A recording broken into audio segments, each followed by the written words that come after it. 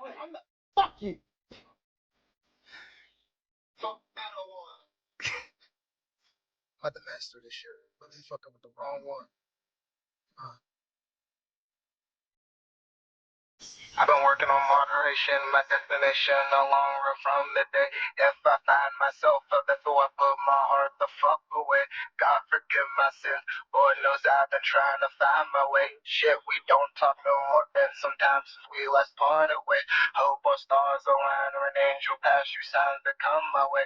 I've been up late nights, big fights. There's just too much to say. My days been turning gray. The light don't ever seem to want to stay. My dad praying that the Lord don't whisk me and my soul away. My demons bold today, and if I fold, I know I'm gonna pay. So I play it tight. The movie light, I raise them and they bite. These boys been playing wild child for a while now. I hope the Mary through these troubles, cause right now I think I'm going with the flush. We all in that they bust, they fall into the rush. They popping off like some crush, but in my hustle I trust. This victory was a must. You know the cash was a plus. These boys been playing wild child for a while now. I think it's working, I feel like I'm over us.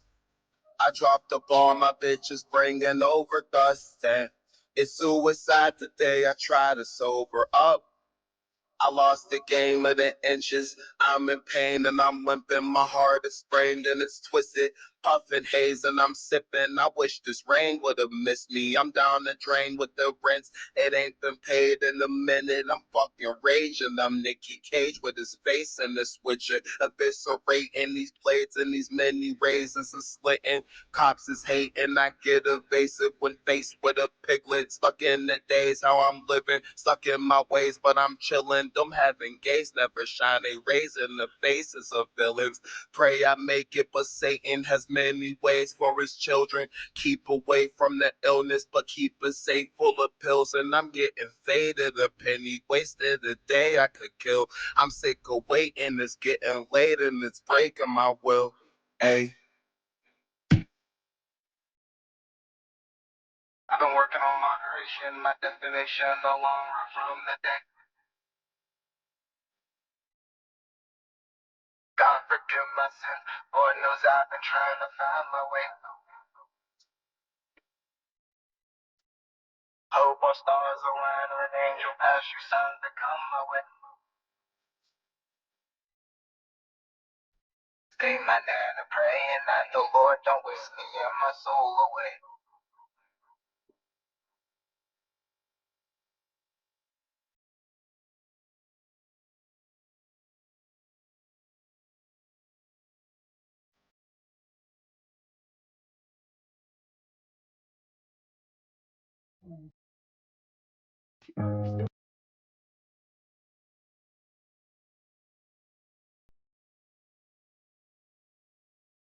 I want to acknowledge the sensitive nature of the topics we'll be exploring. The case of Summer.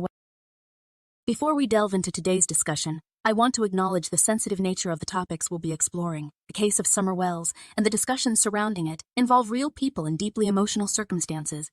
Our intention is not to sensationalize or diminish the gravity of the situation, but rather to provide thoughtful analysis and respectful commentary.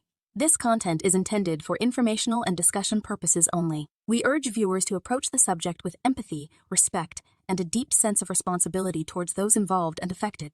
Let's all keep the search for truth and justice in our hearts, while also holding space for compassion and understanding. And anyway, so back to the property sale.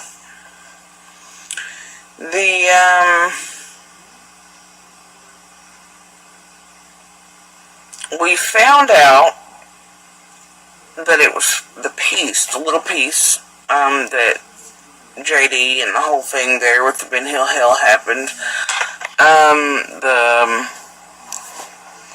The day before,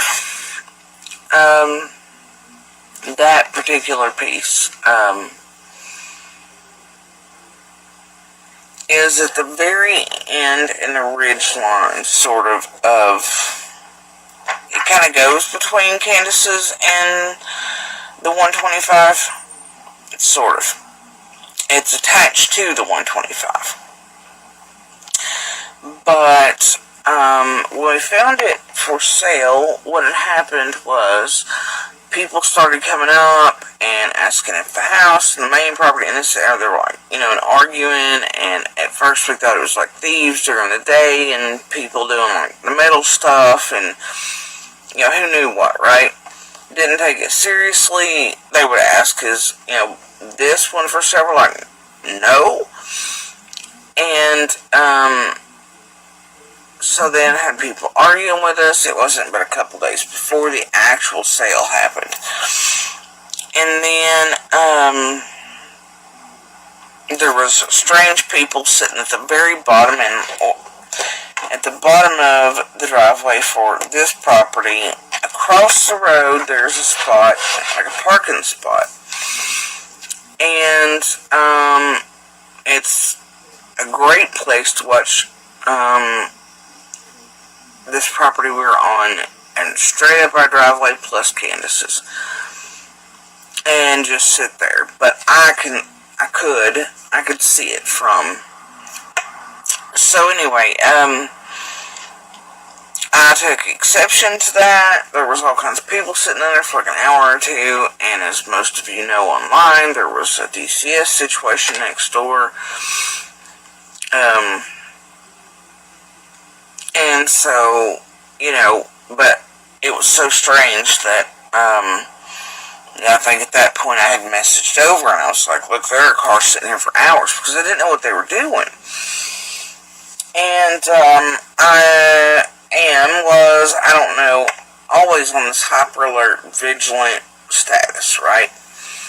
PTSD like crazy. So, for the most part, the house remained quiet, at least in my area of it, the cabin, because at the time I was going through cancer treatments, and the radiation had to be separated, so, anyway, and the cabin was at a different angle than the house, and other parts, so noises were different, things were different for me.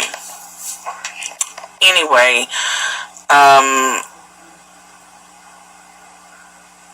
very particular, and, all about not being bothered. So, any little noise would bring me out, even on a regular day. But it was making me, like, And so, I messaged next door, I was like, are these, like, people for you? What's happening? And they were like, no. And I was like, well, I don't know what this is, but this has got to stop. So,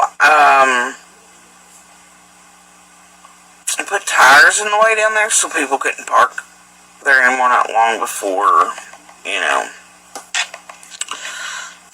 during the period that we thought it was for, like when we were finding out, but didn't know yet that it was for sale. So anyway, somebody happened to come by and have it pulled up on their phone like a Remax or one of those, and we were like, what?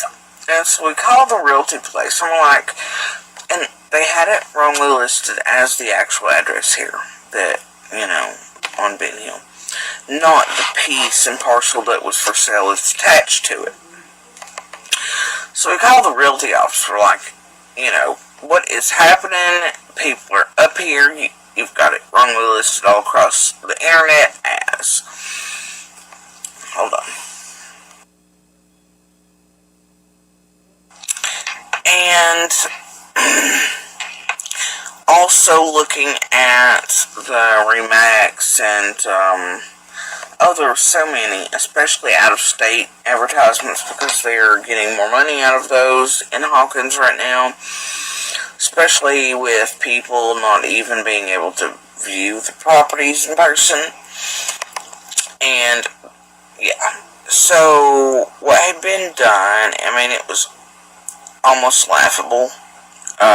We knew immediately there was going to be problems, because what had been done was when they came to take the photos, and those, if you live in a wooded area, you kind of know there's a sweet spot, especially for realty photos, that you can kind of make things blend. It goes, between like fall and winter, full on winter, or you take them in winter, like dead end, and then go into spring. it's, puffery for real estate. It's kind of what they do. You expect some of this, but this was pretty blatant, and some of the craziest I'd ever seen. Some of the most misleading. And what they had done was, I think there was like a series of, on some sites it was like 34, others had 44 pictures. They had absolutely trespassed and come all the way up to like where the house, cabin, things like that were. Definitely not on the piece that was, up for sale.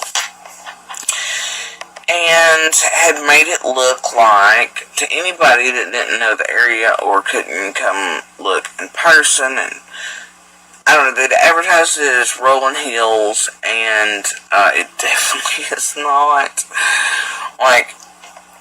But they had made Candace's and this property, because, and the road in between us kind of blends, right? So you can't even tell it's there in the photos.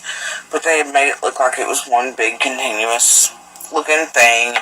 Couldn't even tell the road was there. And you, in some of the photos, can see Candace's basement door just perfectly. So, anyway, they were definitely trespassing. Most of the photos weren't even of the property that was up for sale. What that piece actually is like the crust of the bank. I think the biggest spot on it really to build is like 60, 70 feet. And it is over a cliff. I don't know how you would manage it, even with unrestricted, just because of, waterways and ditches and the slope and the grade of the land, because even unrestricted doesn't mean, right? And then most of the actual physical property is like the whole 2 acres of it almost is like this, under where the barn sits for this property. You can't really access it. It's like the creek bed and straight up. You can't do anything with it. You couldn't build on it. You couldn't, even if you wanted to. It's basically just a cliff, and it goes straight down to the creek. It was definitely, and they sold it as is, where is. It was whole thing. So, anyway, in those days that it was for sale, just a few, and I think we had finally, and they had advertised all kinds of crazy stuff that wasn't actually available there, like high-speed internet and a different power company. It was wild. So, anyway, definitely wasn't worth what it was going for. It was, somebody was getting robbed, that's the truth. But, so we knew when it sold, there was going to be issues, and, yeah. So for, even before the sale finalized, until it finalized, there were still people coming and going to look at it, people coming through there, and there have been a lot of that lately, especially in the past year. For other properties up for sale, people looking because of the unrestricted land in Hawkins itself. So, and there was many properties up for sale. So there was all kinds of out-of-state people. That's most of what came for this particular piece. There was cars coming and going. The road itself, the things that happened leading up to Summer's disappearance, were a little crazy for all of us, because had these been average weeks and days, any of us could have told you what ant peed in the road. But it was like a perfect storm was created in a place where perfect storms never happen. Because for the most part, this is a place you don't come into unless you're invited. This is not a place you stop in for a picnic. This is not a place that, this is a place if you don't know it, you don't stop in it, and you don't stop after dark, and you're not, this is not, yeah. So, anyway, with very little traffic, any other day we could have told you everybody that had been on that road, but it started with these property sales, and in particular with this property sale for the piece that JD eventually bought and did close on. So,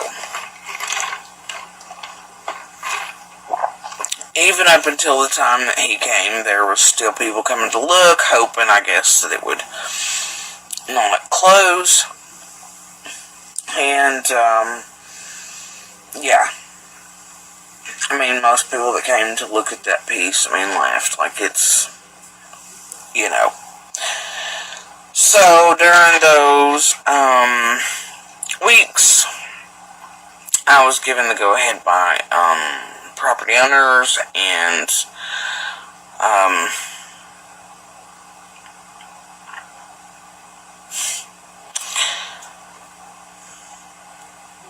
you're going to hear me mention Voldemort, here, in that way, because I'm having trouble using the name, because of our particular situation, and, there's just something and when I say that, the person, I was with and their father. So, I was given the go-ahead to try to track down the property lines, which was a little strange considering the things we'd been through with the years and how. Anyway. So, I tracked down the property lines. Most of these people, if you know the community, are kin in some form or other. Most have property maps dating back to 1800s. In particular, this family were some of the first settlers to Rogersville and Hawkins and Beach Creek itself. So, the deed that should go with that piece that was for sale that JD bought happened to be the survey map itself that had been done in 77 that goes with the deed that the last one made. Either way, it was in the closet. So, kind of knew where they're at, but I still measured off, had surveyors come out, whole nine. And even in the cancer shape, I went and got it done right, found mistakes, made sure everything was lined up, because there's a point of contention. And we knew that that in itself would present an issue.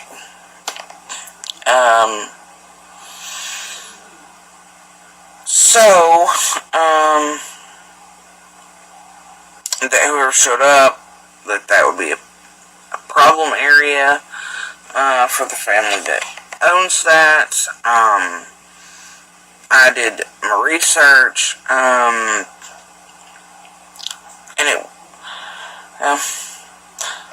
I'll get to that in the next part. However, so at that point, after it's surveyed off, things are done, we just kind of wait for whoever's bought it to show up. And, so the next one, I will try to get to JD.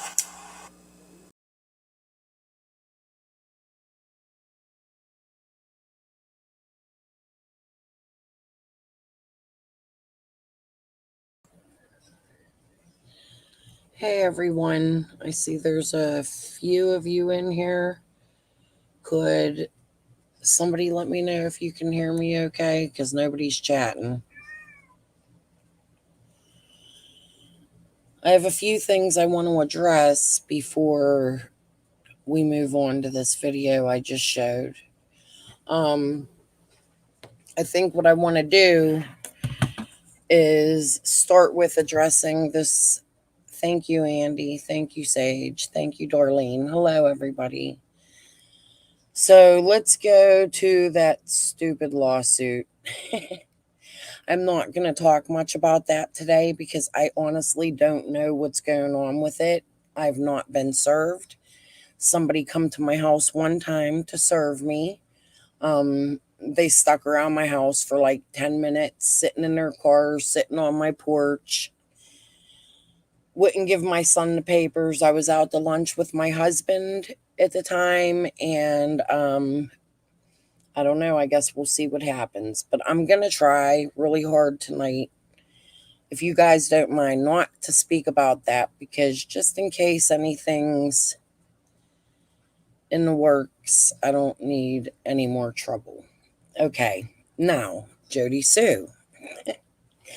I know it seems like I've been, and guys, don't mind my dog in the background. I got a husky and he whines. If it gets to be too much, I'll get up and do something. He's in the kitchen. We got snow today and he wants to be outside and I can't. It's cold. Like, I'm not putting him out there. I know he's a husky, but he's out there enough. My neighbors were complaining because he gets out there and he howls like crazy.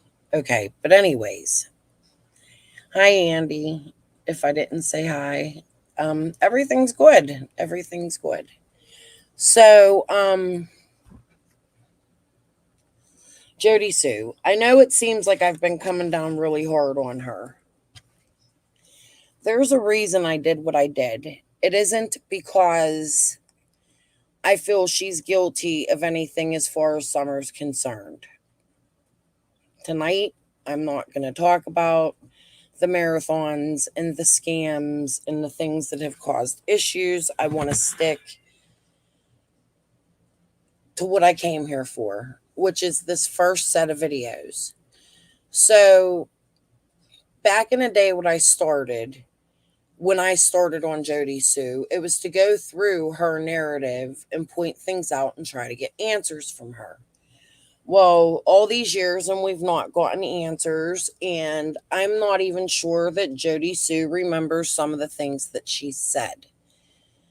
I believe Jodi Sue when she says she doesn't watch everybody's channels, and when the drama was going on with Krama and Gavel, I don't believe she watched everything because, they were bringing Andy out. I think she watched some of it. That had to have been stressful, right? So, I was cut off because she is angered by any content people put out about anything she says. But the thing is she brings these things to light and then she doesn't want to speak about them, which is part of the problem I feel this community has with her. How do I put it? Like, the 3 videos I showed, and I'm going to go through those before we go into this video I just showed. But the 3 videos I showed, she doxes herself. She tells us about her family and her children. The video I have set for tomorrow, I'm probably actually going to start with now. Then you guys will have to wait a couple days for content because I feel like that video, I think that part of the video came before this part. So I get a bigger perspective. The thing is that she brings these things out. Excuse me, I need a drink. She brings these subjects out and then she doesn't elaborate on them, which is fine, but why tell the public that? I don't understand why she says things to us that she doesn't want to talk about later. If she didn't want us to know about them, then she shouldn't have told us those things in the first place. She shouldn't have been here. I honestly believe that maybe, depending on how the scamathons and all that went, but depending on that she could be completely 100% innocent in everything. She could be 100% innocent in Summer. And guys, this is speculation. That's what my channel is based on. I'm here to talk to you guys about the case and the aspects of it. And unfortunately, Jodi Sue, you have made yourself a huge part of Summer's case and the many things you've done. So right now I'm going to go back to my channel and I'm going to share. Ooh, I did that wrong. I'm going to share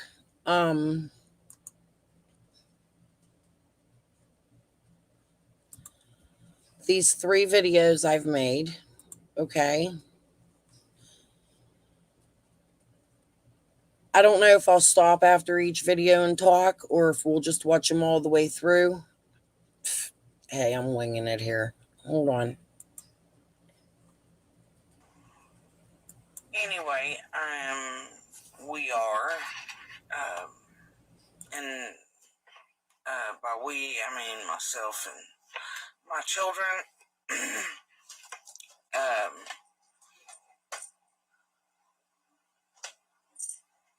were Summer's immediate next door neighbors. Were the property that JD was trespassing on.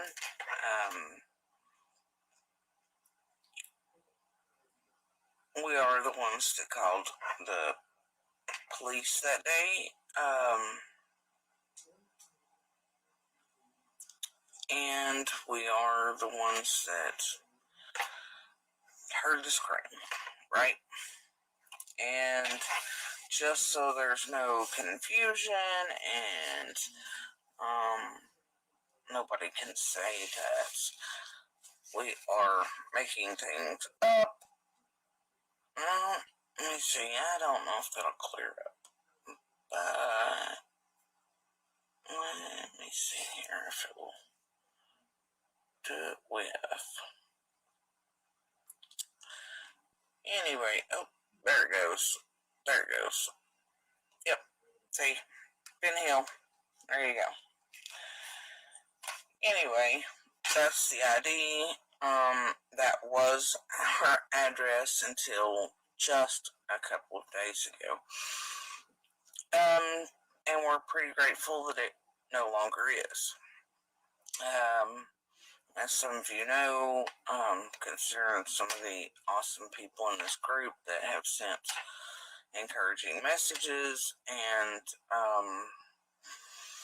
well wishes and things that, I'm going to be honest with you, have kind of kept the darkness at bay. Oh, I appreciate it. It's helped. So, anyway,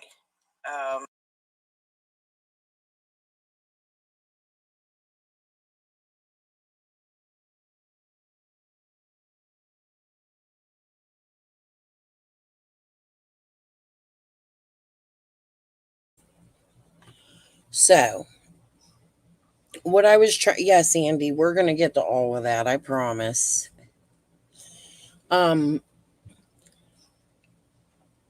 So in that video, what I was showing you was, and now keep in mind, Jodi Sue was public prior to this in True Crime Commentary, Squall, and I think by this time she had also been on Tiffany Marie with AB or AB with Tiffany Marie. I can't remember, but I know she had been quite a few places by the time she had done these videos. Not to mention that she was in the Facebook groups. And hey, Lady R, how are you? But she was in the Facebook groups. She was very public and vocal on her own Facebook. And it's because she was in the Facebook groups doing the interview with Squall that it drew attention to her Facebook. Okay?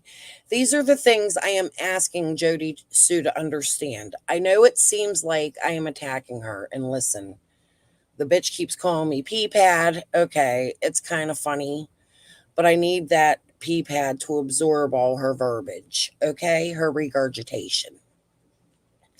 So, I'll be the fucking pee-pad. Excuse my French. Anyways, so in that video I just showed, you notice she doxed herself. That was the first, 5 seconds of that video. She comes out, she tells you what the address is to the property that Andy's parents own. That is already leading intrigue. You know what I mean? Like, she's leading the public to want to know more because she's explaining so deeply about this address and trying to make it very clear that, yes, this is where she lives, right? So then she goes on and says people dox her. Well, we can't dox somebody who done already doxed their self. Now, as I get further into this and refresh my memory and look, I'll find out if there was a time when she doxed herself at her new address, because I'm pretty sure there was time she had said certain things that, again, would lead people to that address. But don't quote me on that. But these are the type of things Jodi Sue would do. She would pull attention into herself. Now, do I think that they were for bad intentions? I don't know. Okay? All this time, all the conversations I've had with her, all the arguments we've had, all of it. And guys, I've been gone for like 3 months. You know, I needed a break. I think it was a smart decision for myself because of everything that was going on to just step back. I left on my own. Nobody forced me to go away. I'm not working with anybody. But in the 3 months that I've been gone, Jodi has sat here. I watch her streams, not all of them, but I watch a lot of her streams. And like, how many times can somebody talk shit on somebody that ain't even around? Accuse me of things I haven't done. No, I'm not involved with Benny Keys and with anybody in that group. I don't know that any of those people are involved. I think this is all spun way out of control. I think that there's definitely a lot of fuckery going around and people involved in things they shouldn't be involved in. But as far as like fake feds and stuff like that, the reason I'm not going to talk about it so much is because the fact that there are no charges pressed, that's what makes me believe that Jodi Sue could, in my opinion, with all speculation, be involved with all of that. Because if fake feds came and tried to kidnap me and whisk me off somewhere, I would have been straight to the police station pressing charges, right? And these charges have not been pressed. So that's what makes me think that Jodi Sue has involvement in all of that. If you want me to be completely honest with you. Yeah, Andy, me too. But in all this time that I've been sticking up for her, it's because I really truly believe she has nothing to do with Summer. But I can't say that that's fact either, because why all the weird shit? You know what I mean? Like, she's here, but this shit is strange. Like, I don't want to talk bad about this woman because for me, that's not the human I am. Okay? I like to try to look at everything with balance. Okay? So, could she be guilty? Could she be set up? Could she be this? Could she be that? When it comes down to this case is so strange. Like, all of it. Everything about this case, the church, the people Dawn works with, the neighbors, the neighborhood, the hauler, the beach creek. Like, there's been so many accusations that, like, we really got to sift through this shit or try to figure it out. At this point, the police are not telling us what they're doing. We don't really know, is this case cooled? Is it not cooled? Is it active? We haven't had a true update really since July, I think. I mean, we've had updates, don't get me wrong, but none of them updates have been much different than the first set of updates, if you get what I'm saying. So, with Jodi Sue coming out and giving little bits of information, things she may know, are they made up? Could she have just made all of this up and twisted it and made this narrative for attention? And I guess that's what I'm trying to get through here, because, like I said, she says things and then she takes them back. But, anyways, okay. She started doxing herself at the very beginning of this case. Let's go back to my channel. Hold on one second here. Two. Why are they like that?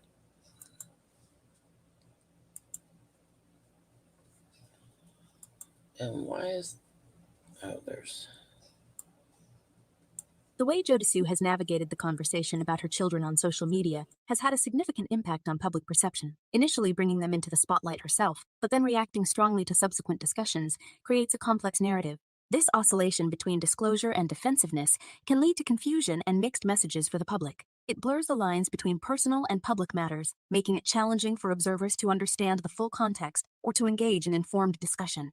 Such dynamics often add layers of complexity to public discourse, potentially diverting attention from the main issues and complicating the overall understanding of the situation.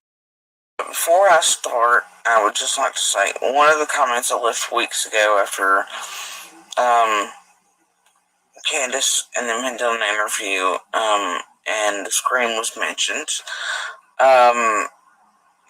We were kind of outed a little bit, and then the night Summer went missing, the neighbor swears that she and her 2 children heard a scream shortly before they joined the search for a now missing Summer Wells.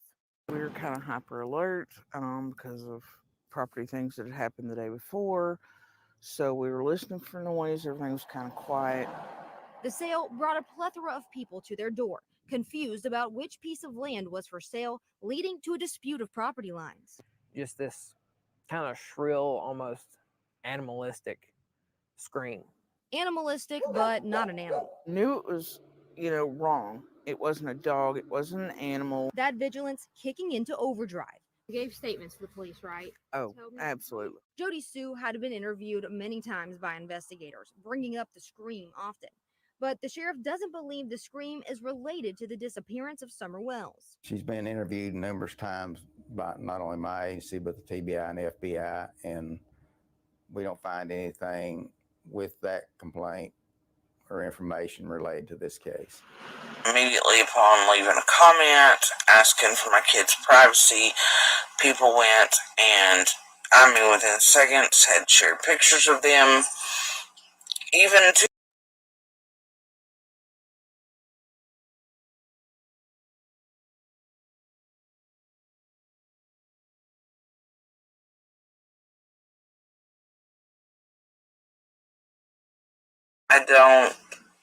my children, because of our situation right now, are going through enough, and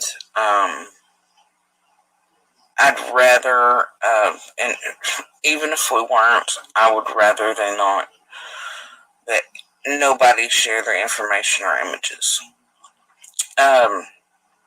Just this kind of shrill, almost animalistic scream.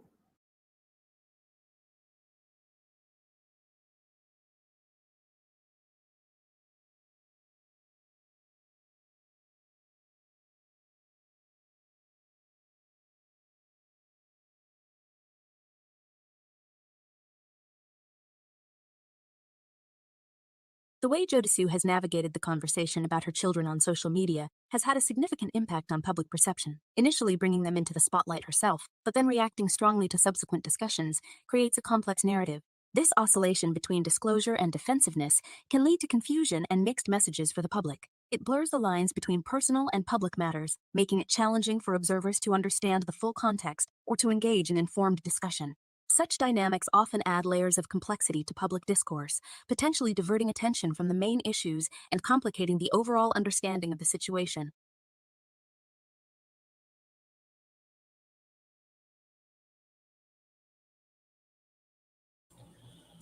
So with this one's pretty self-explanatory.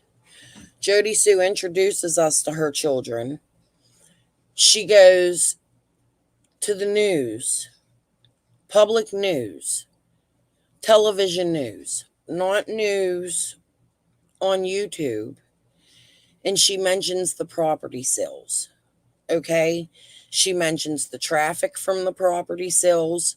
In my opinion, if we're looking at this as Jodi Sue is innocent of everything, she must have had some sort of concern about these property sales, right? Now we know, well, we can speculate that the family had a huge property sale dispute during this time and many years prior. And that's not only due to the words that Jodi Sue said, but it's also due to the words that Fred said, right? Like listening to Fred recently, you hear, oh, Jodi Sue's family split this up.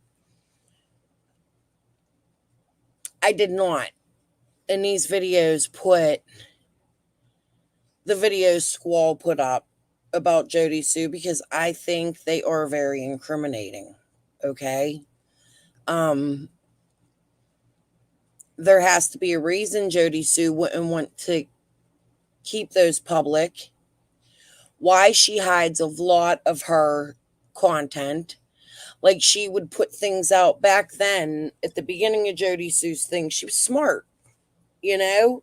She'd shut her comments off, and she recently told us that in one of her lives that she would go on to Facebook, have a live, shut the comments off. The problem is Jodi Sue would leave those lives up. They weren't private. She never made them private. Okay, she'll say I privated them, but they were not private. You just could not comment on them. Because I was able to grab almost every video she had at that time. Of course, she had done already privated or removed the videos she had given Squall, because I didn't reach out to Jodi Sue, or I mean, I guess I watched her Facebook videos. I watched her from the groups. But I didn't reach out to her and get that into this until after her interview with Squall. People started to shit on her. You know, she was over in True Crime Commentary.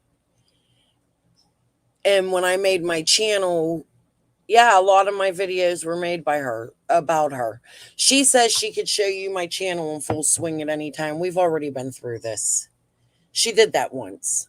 She lost that fight, okay? She said all my content back then was about her, and that is not true. I've interviewed Crystal Spencer and pretty much her whole family, David, Britt, her mother.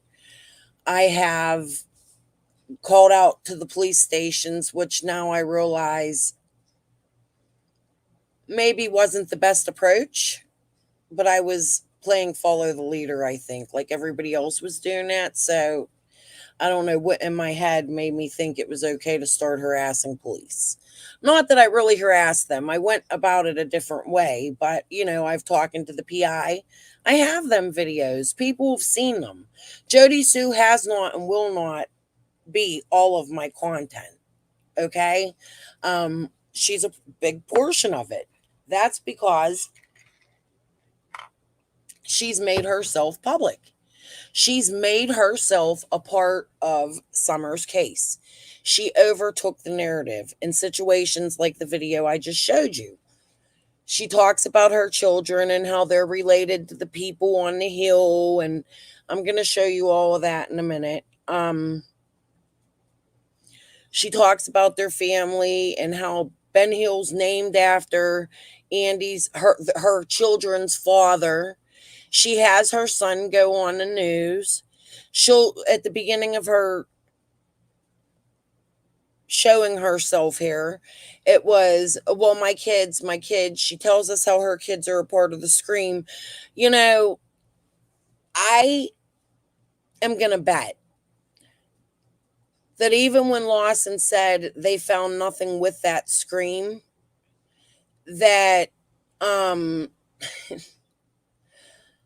he was pissed because maybe that was something that he didn't think Jodi Sue would go online and talk about, right?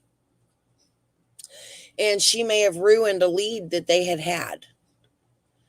I don't think that that should have come to YouTube until she knew something. Now, yes, of course, Dawn and Candace made us intrigued first by saying, my neighbor over there, way on under the moon, heard the scream. I believe they also said it in their first interview together on the news that the neighbor heard the scream, but it was a fleeting comment from him. Yes, people questioned it, but he didn't give an address. He pointed in a direction on a dark hill that none of us ever seen. We didn't know which way he was pointing. It almost to me seemed as though Jodi Sue couldn't wait to leap at the opportunity to say, hey, I'm the neighbor. But you can't do that and then say, but don't talk about me. But I'm going to get on here and I'm going to call this one Floppy and that one Flappy and this one this and CZ. And I'm going to talk shit on everybody because they said something about me. Because Jodi Sue, you're leading the way for speculation. You're making people want to speculate about you. And you're diverting attention. Like those things never should have been brought out by you. We shouldn't know about you and Andy and your fighting. We shouldn't know about the property dispute between all of your neighbors. If you believe that is something that has something to do with Summer, then that should have only been reported. You shouldn't even have made yourself public, period, unless you were asked to. Just because of the situation you were in. You led this to happen to you. Everything that has happened to you is your fault. Does it mean I don't have sympathy? No. I have a ton of sympathy for you. I feel bad for you, and I feel like maybe you needed an outlet to get all of that out if you're innocent and everything, right? And this is my speculation. Maybe you used YouTube as a form of therapy and it turned around and turned into something completely bad for you. But you're so distant. Like you give so much and then it's like, no, I hold the pieces. You know what I mean? There's a flavor to that. There's no flavor to anything except for the things you have done that have caused the chaos in Summer's case. You have caused the chaos. You bring your children out to the public. You bring them to public news stations that are broadcasted not only locally to you, but on YouTube where they post things. And you leave room for people to I'm sorry, guys, I'm not reading the chat. I will in a minute. But you leave people, I have a lot to say. I have a lot. You leave people to speculate about you and to wonder. You bring a certain curiosity to people's mind, into the case of Summer, into the case of just Ben Hill, period. We're hearing about the shootings. You know what? Yeah. Fred Hill's name came from Dawn. But in this set of videos, and I'm going to show you guys with the video that I was supposed to post tomorrow, you mentioned that before, maybe not mentioning their names, but the Andy and this town, and I think even in the video I just showed, maybe you had mentioned, this street's notorious. You pique people's curiosity. You make them want to come there. It is your fault. You have invited this madness to Beach Creek. You have invited the madness into Summer's case. And now you make crazy statements that you don't want to elaborate on. Are they made up, Jodi Sue? That's where I'm trying to get. So the way you can clear a lot of speculation up is to answer questions people have about statements that came out of your own pie hole. All right, let me move on to the next video. I will get to chat, guys. I promise. Just, I have a lot to say. It's been a while. Okay.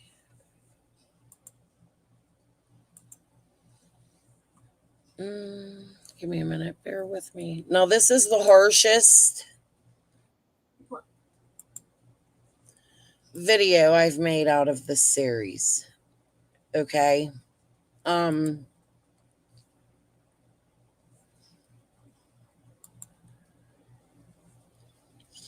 I know it seemed bad and it seemed like an attack. Okay. I know it's a sensitive topic, but these things need to be talked about because this was a diversion from Summer. Okay. I'm not saying Jodi Sue shouldn't have came and talked about these things. She could have made a channel where she never spoke of Summer. She could have waited till things cooled down. Again, she drew the speculation to Summer's case.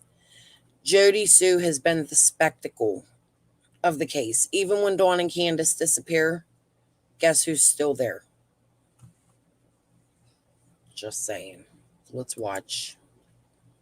Discussion. I want to acknowledge the sensitive nature of the topics we'll be exploring. The case of Summer Wells and the discussions surrounding it involve real people in deeply emotional circumstances. Our intention is not to sensationalize or diminish the gravity of the situation, but rather to provide thoughtful analysis and respectful commentary. This content is intended for informational and discussion purposes only. We urge viewers to approach the subject with empathy, respect, and a deep sense of responsibility towards those involved and affected. Let's all keep the search for truth and justice in our hearts, while also holding space for compassion and understanding. Today's topic centers on a critical aspect of public discourse surrounding the Summer Wells case. We'll examine how Jodi Sue managed to pivot the focus from the case to her personal struggles, particularly during her response to allegations of being intoxicated.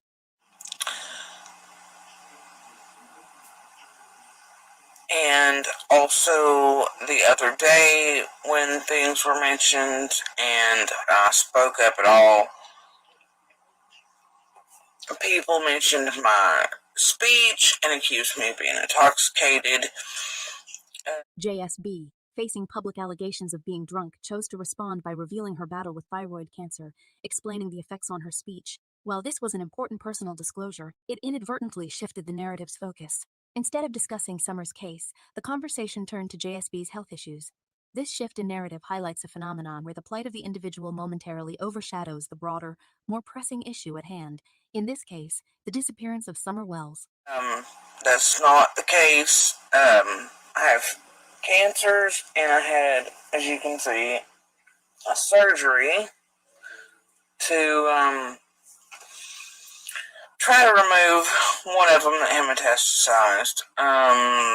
We didn't get clear margins, things like that. Either way, Human nature is inherently drawn to personal, emotive stories. JSB's revelation about her health struggles naturally piqued public curiosity.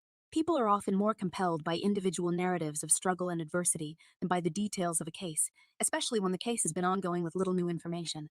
This diversion of attention, while not malicious, has the unintended consequence of making JSB a central figure in the public's eye, rather than keeping the focus on finding Summer. as it stands, I was supposed to have begun radiation again just, I think the 20th of last month. However, they've decided that they're saving that back for the other cancers and things, so we're just kind of watching this one kind of do its thing. But because of the situation and some other out of anybody's hands things, and then everything, I've been off thyroid meds for 5 or 6 months now, since well before Summer had, before she went missing. And this situation illustrates a dilemma in public discourse, especially in cases involving missing children. When personal stories intersect with ongoing investigations, they can unintentionally turn the spotlight away from the victim. It creates a parallel narrative that, while significant in its own right, competes for attention with the central issue. When you're off of it this long, it makes things hard. My body doesn't function correctly.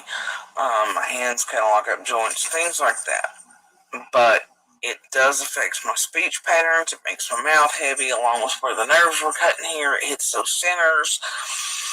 So sometimes it does sound, and the more stressed I get or upset, and lately, I'll be honest with you, that's been a lot. And yesterday was not a good day, so today it's a little bit harder for me to enunciate clearly enough for others to understand me or not think I'm intoxicated. But I promise you I'm not. We can do a pickup any day. Anyway, so, yeah. And I have, obviously no thyroid. But the thyroid meds and not having those for so long is definitely affecting things. And so is our current situation, and, yeah. So the stress is real. You'll hear me go back and forth with speech. I'll try to make sure that I enunciate as clearly as possible. Anyway, I'm going to stop this from here a second so I can ensure that these will load and share. In summary, JSB's response to public scrutiny, though meant to address personal accusations, ended up diverting attention from Summer's case. It serves as a reminder of the delicate balance needed in public discussions about sensitive topics, where the primary focus should remain on the critical issue. In this instance, the search for Summer Wells.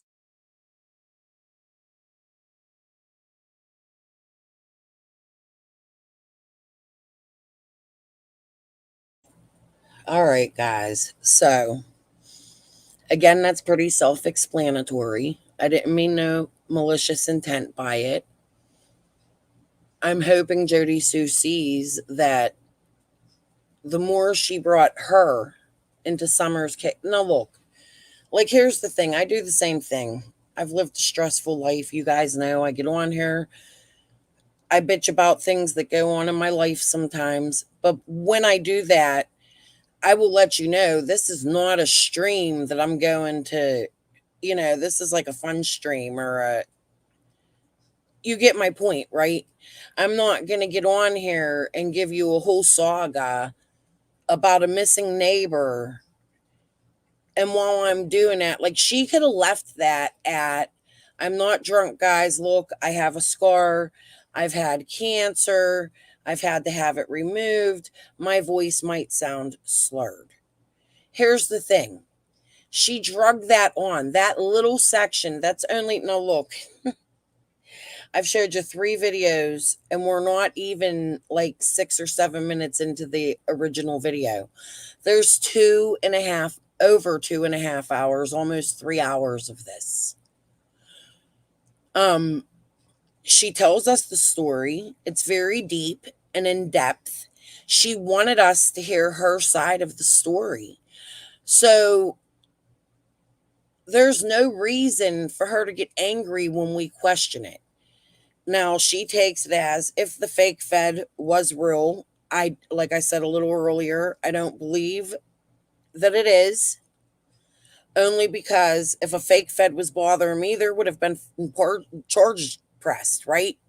It wouldn't have became a game where I'm standing outside of my trailer with a phone chasing people. Oh, look at the guy behind the bushes.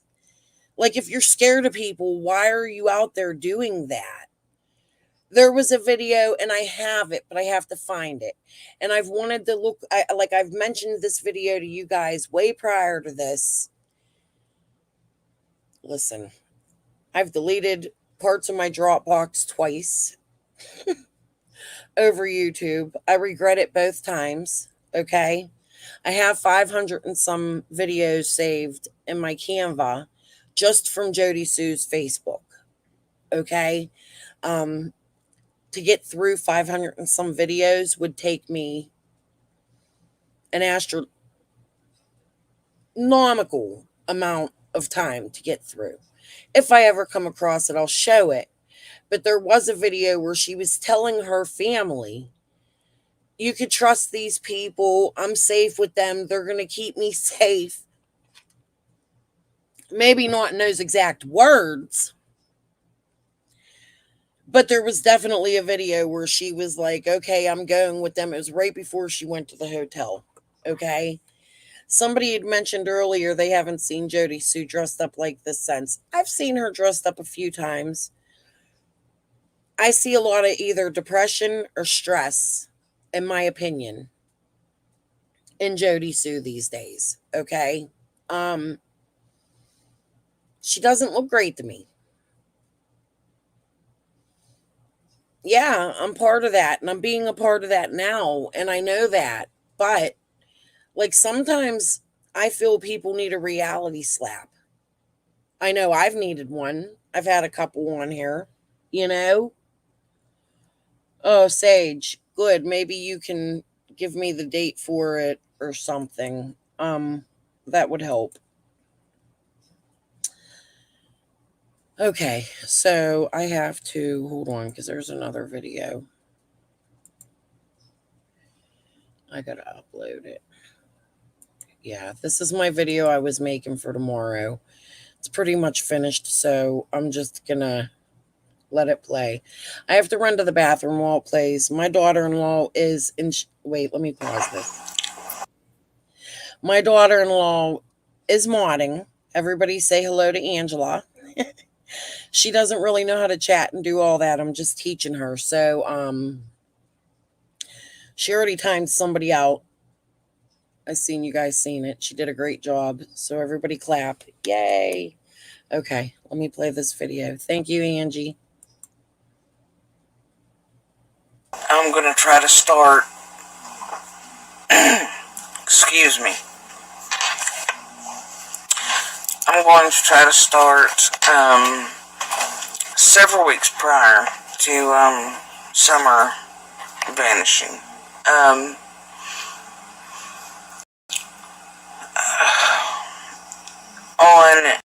this. Okay, real quick, before this plays, the purpose of me showing this to you is because of the statement she makes that piques people's curiosity. We're getting ready to deep dive here into this next one in a minute.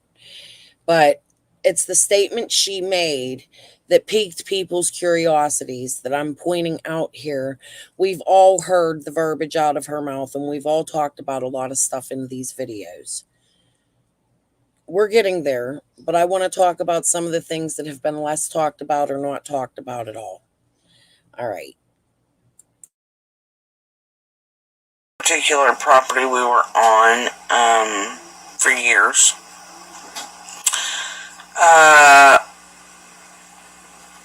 Not long before Summer went missing, we found out just days before the sale that it was for sale. A piece of it, not that actual property. But there was no signs that went up. There was no anything to let us know that it had been placed for sale or on any realty sites. Even though we were told later on that it had been, and that wasn't true. And we kind of know why. It was to keep trouble down because, the area, if you know it, you know it. And that particular road is notorious for certain things. And that road is named for a family member of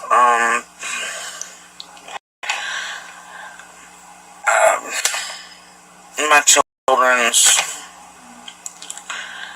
father. Children's father's family. So it's named, Anyway, and so we knew there hadn't been signs because a lot of his family lives on it further in than we did. So if you are, I'm getting a little lost here.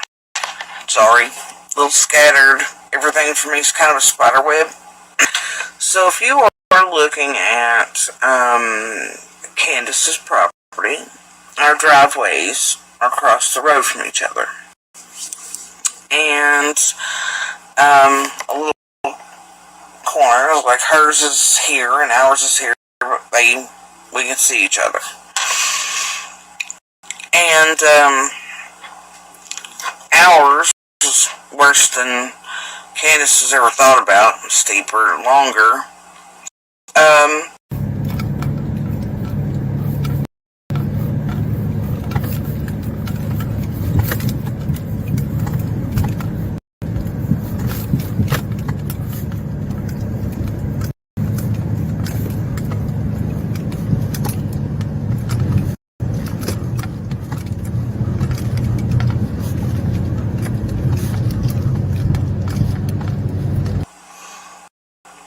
That being said, the news pictures, they're a little deceiving in a way, because you can't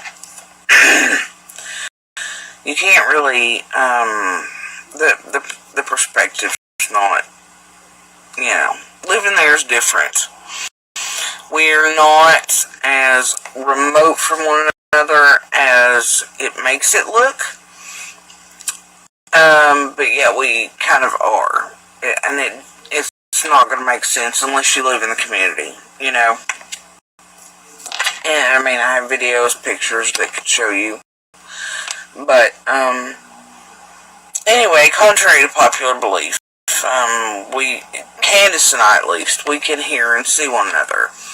From the top of our hill, even inside the house and inside of a cabin that was there, I could hear them, even in normal tones on their hill. No tragedy events are required to prove that sounds can be heard, and how they can be heard from hill to hill, and in the valley, and anything else. Proof is art share. And when you come into the road, our properties, in particular, that property and Candace's property, are like, I don't know, almost like guards to the rest of the road route. They're taller, they're higher, everybody else is built kind of low and in the valley. So, our property, y'all, I'm stuck with it for right now. I'm sure people will take exception. Either way, it might happen with the hour, whatever, and the swap off and on with that.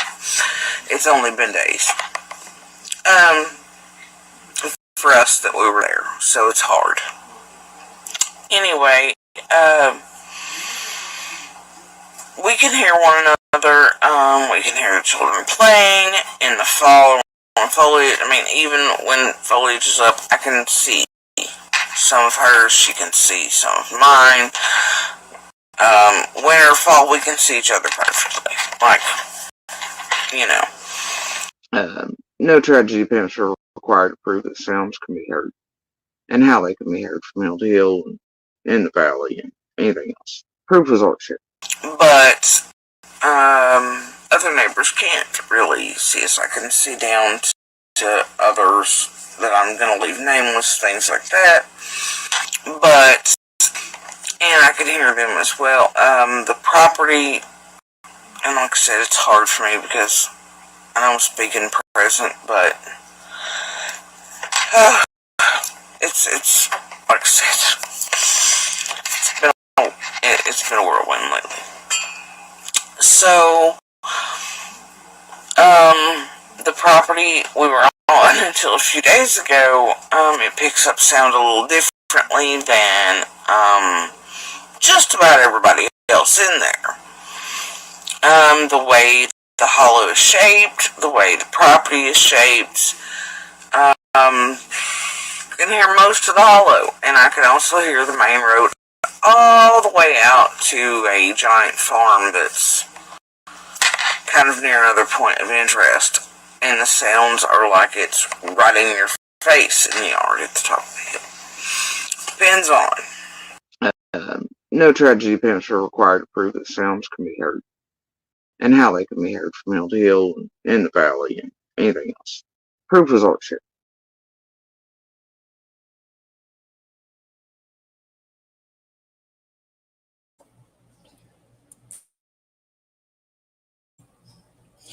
Okay, guys. So, do you guys see what I'm saying here?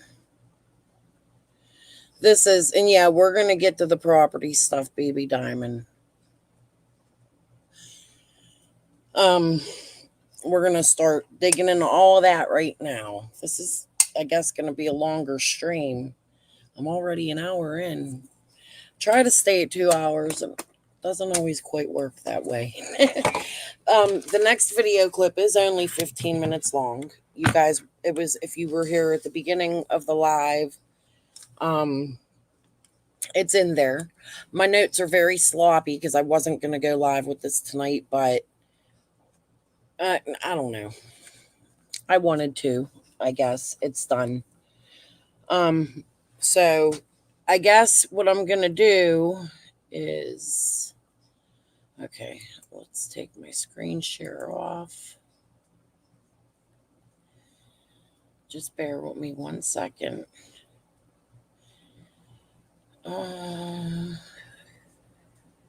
This one, right?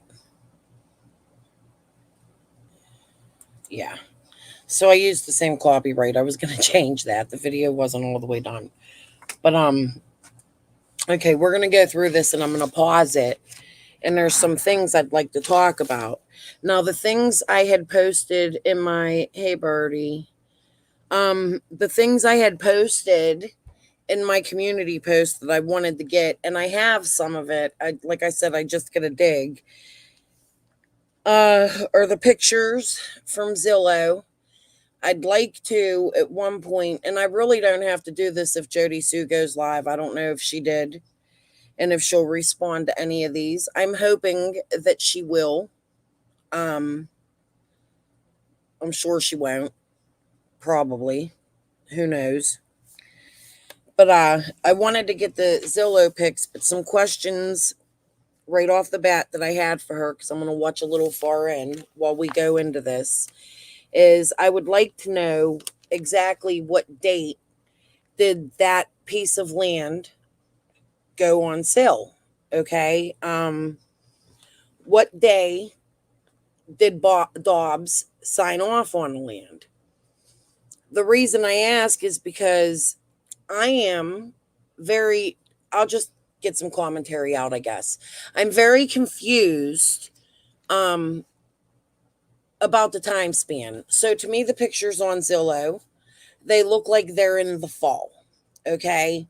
In the video, I think it's in the part about the show, because I'm going to go further into this another night. The hell was that? Can you guys hear me okay?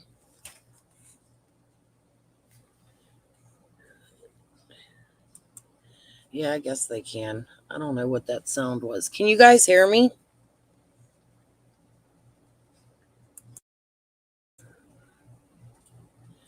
Okay.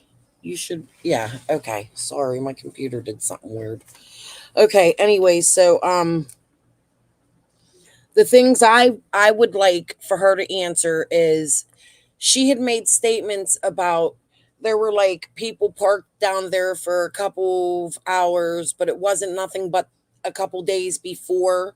So not the day of the Jackie Dobbs fight, but if you here, let's just listen through it all the way through again, if that's okay with you guys, and then we can go through because it's confusing and I have a lot to say. Okay, here we go.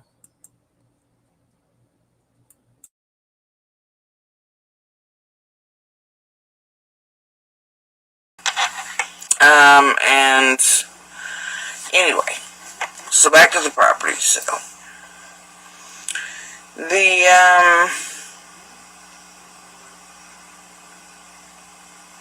We found out that it was the little piece, that JD and the whole thing there with the Ben Hill Hill happened, the day before, that particular piece,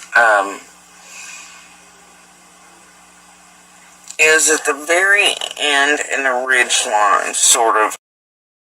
Okay, so look, she says they found out the day before that particular piece, and then she changes the subject that piece of land right there in the edge line or whatever it is she said. So she skips that. Like, what did you find out the day before? That he had bought it? Did they not tell you he bought it? I'll tell you why I think that in a little while. Okay? And just remember, she calls people cul-de-sac Karens. Because we're going to have a laugh about that in a little bit. And yeah, I am going to laugh about it. Of it kind of goes between Candace's and the 125. Sort of. It's attached to the 125. But when we found it for sale, what had happened was people started coming up and asking if the house and the main property and this, they were like, and arguing. And at first we thought it was like thieves during the day and people doing like the metal stuff. And okay, I gotta quickly laugh now. Jodi Sue, the one question my husband has for you is, what is the middle stuff? Okay, now, did you hear what she said? Let's go back just a little bit. it goes between Candace's and the 125. Sort of. It's attached to the 125. But when we found it for sale, what had happened was people started coming up and asking if the house and the main property and this. How many people? Within what time length, Jodi Sue?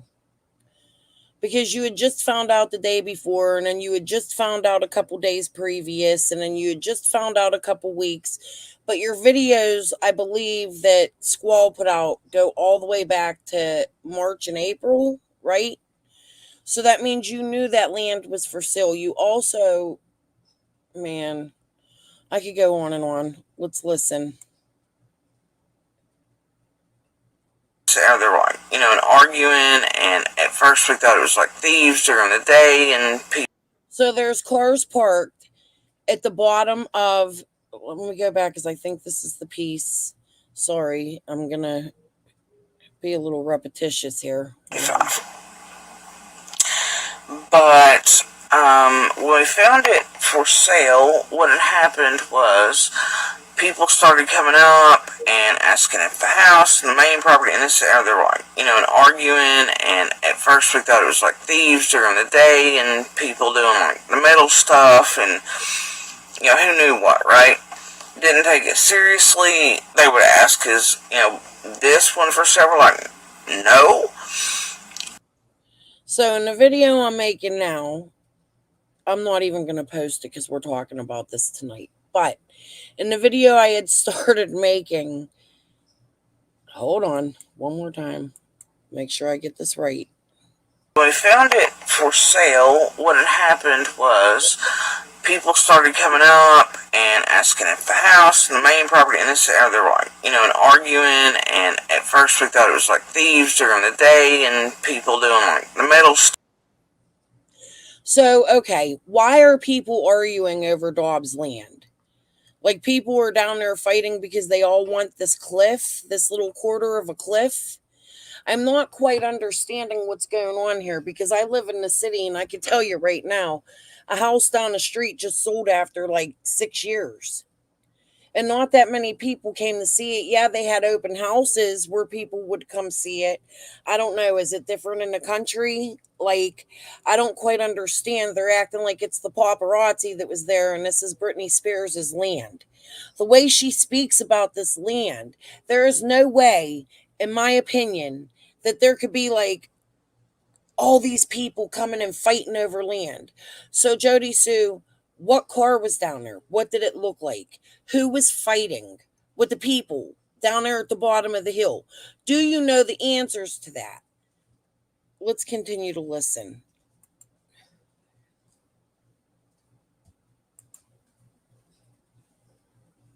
Stuff and, who knew what, right? Didn't take it seriously. They would ask, is, this one for sale? We're like, no. And, so then I had people arguing with us. It wasn't but a couple days before the actual sale happened. There it is. What was a couple days before the actual sale happened, Jodi? Can you answer that? Can you go through this like you go through all these lives recently, and you go through them and you give commentary on them? You want people to believe you're innocent? Man, you got to answer these questions because this is important. These could be things that lead to where Summer is. Like, who's down there arguing? But a few days before, not the day before, not the day of Jackie Dobbs, but a few days prior.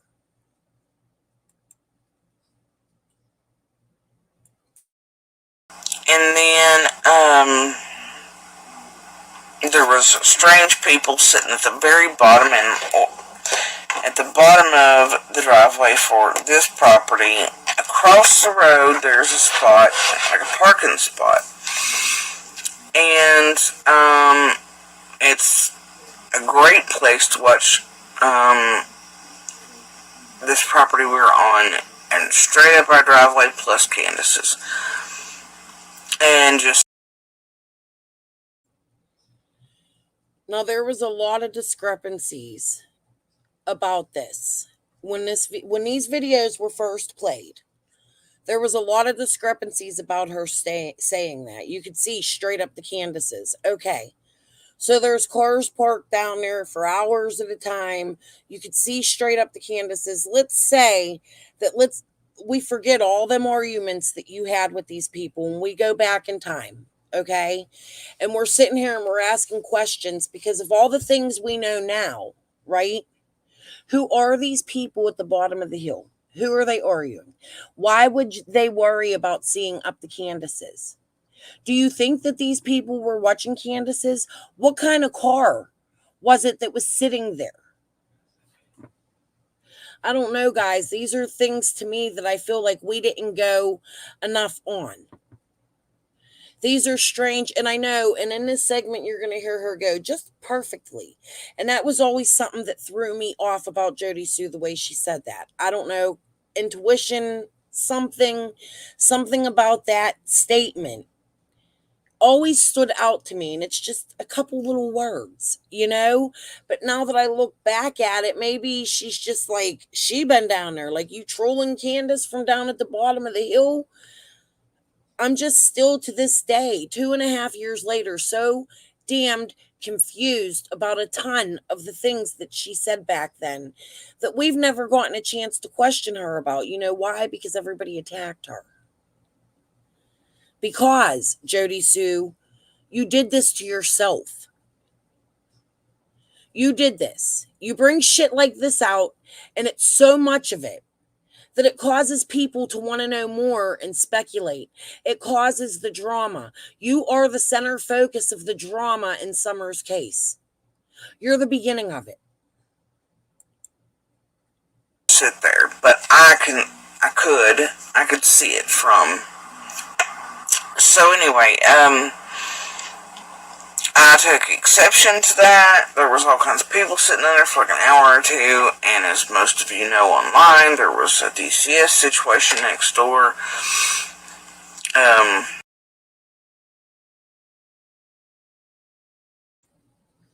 That's why I wanted to wait to do this. The last live I did? The live before that, 3 months ago, I had Jodi Sue on panel and she was answering questions for me nicely. She answered a lot.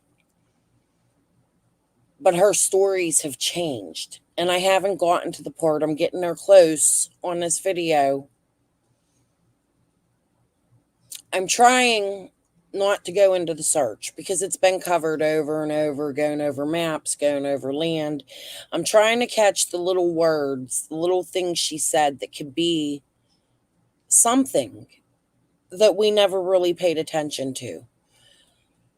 I don't know. There's just so much. Let's listen.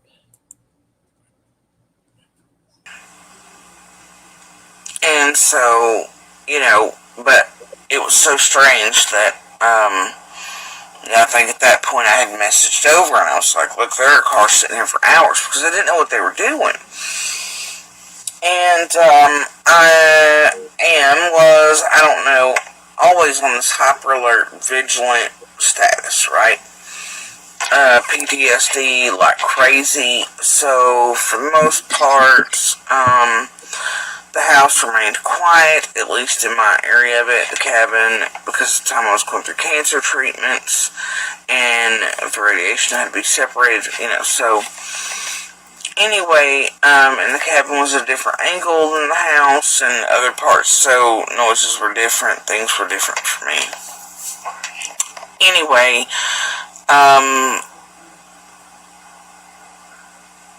very particular and all about not being bothered. So any little noise would bring me out, even on a regular day. But it was making me laugh. I see you guys in the chat. I think what you guys are talking about is you can't see Jodi Sue's driveway from Dobbs's property. You can. The pictures on Zillow show the driveway, and you can even see up to Jodi Sue's cabin, I believe. So from Dobbs's property, okay, so some things that I don't know if everybody knows about this property is that I'm not sure if it was Paulie or somebody else. And that's why I say Jodi Sue shouldn't have brought this to YouTube. I believe Paulie owned that land, or somebody close to Paulie owned the land next to 125 that Dobbs bought. It was Andy's family that was selling it, and Jodi Sue was very upset. If I remember correctly, she used the name Sarah in the videos prior to Summer going missing on her videos that Squall shared. There's a lot of stuff she says in those videos, such as that property was supposed to be folded back in. So apparently there was a huge land dispute going on between family members. Oh, Jodi Sue said you could see up 110 and 125 from whoever was parked at the dirt road. So the part she's talking about being parked in is across the street, I believe. We'll go back and listen to this all again. The part she's talking about is across the street by Dawn and Candace's mailbox, right by the garbage cans, which is where people would park. This is the parking spot she's talking about, that they would use this to park. It's across the street over by the creek. It's at the bottom of 110, and I believe she's talking about you could see from that area, but I don't know. We'll listen to it again. All right. I'm going to quit my jabberish. We could talk after. We got some out. I'm going to start it over, and I'm going to mute my mic.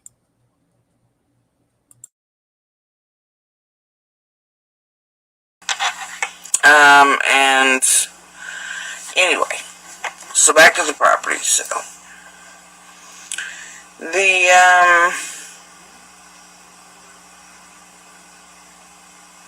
We found out that it was the little piece, that JD and the whole thing there with the Ben Hill Hill happened, the day before, that particular piece, is at the very end in the ridge line, sort of it kind of goes between Candace's and the 125, sort of. It's attached to the 125.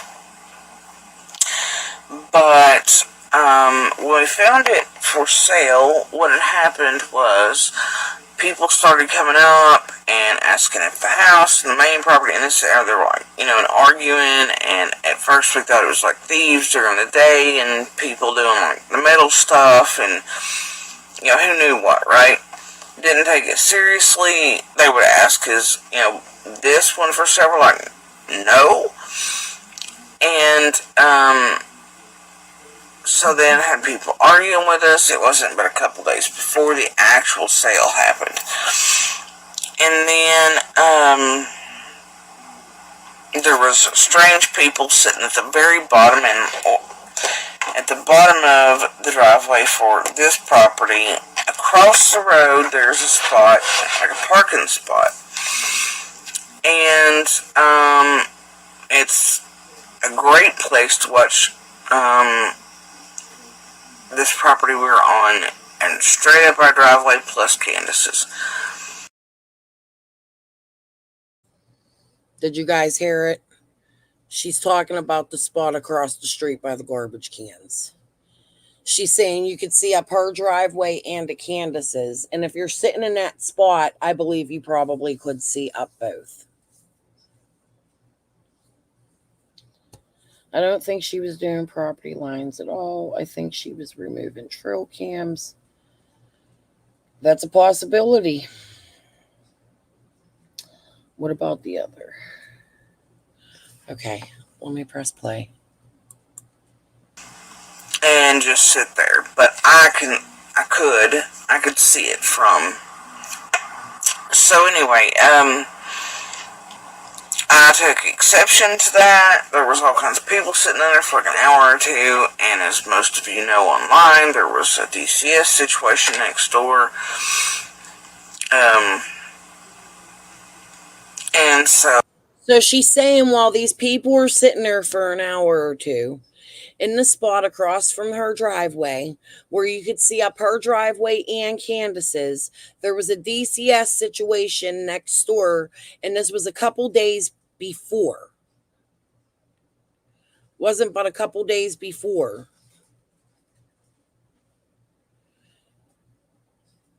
Do you guys understand what I'm trying to say here? She's telling us all of this stuff went on during this time. And these are the questions that I have always had. I've always asked. It's strange to me. A couple people sitting in the driveway. There goes my dog. Hold on, guys. I'm going to press play. So, but it was so strange that, I think at that point I had messaged over and I was like, look, there are cars sitting here for hours because I didn't know what they were doing. And, I don't know, always on this hyper alert, vigilant status, right? PTSD like crazy. So, for the most part, the house remained quiet, at least in my area of it, the cabin, because at the time I was going through cancer treatments, and the radiation had to be separated, so anyway, and the cabin was a different angle than the house and other parts, so noises were different, things were different for me. Anyway, very particular and, all about not being bothered. So, any little noise would bring me out, even on a regular day. But it was making me, And so, message next door, and I was like, are these, people for you? What's happening? They were like, no. And I was like, well, I don't know what this is, but this has got to stop. So, I put tires in the way down there so people couldn't park there anymore not long before, And Guys, I gotta get my dog outside. I haven't had a chance to do that yet. I missed what she said. But I did hear that part, so I'm gonna go back a little bit because that's the part I said we're gonna have a laugh about. All the cul-de-sac Karen shit. So, in this part, she sounds like, I am so sorry about my dog. Angie, will you put him on the chain? Okay, 1 second, guys. 1 second. I apologize.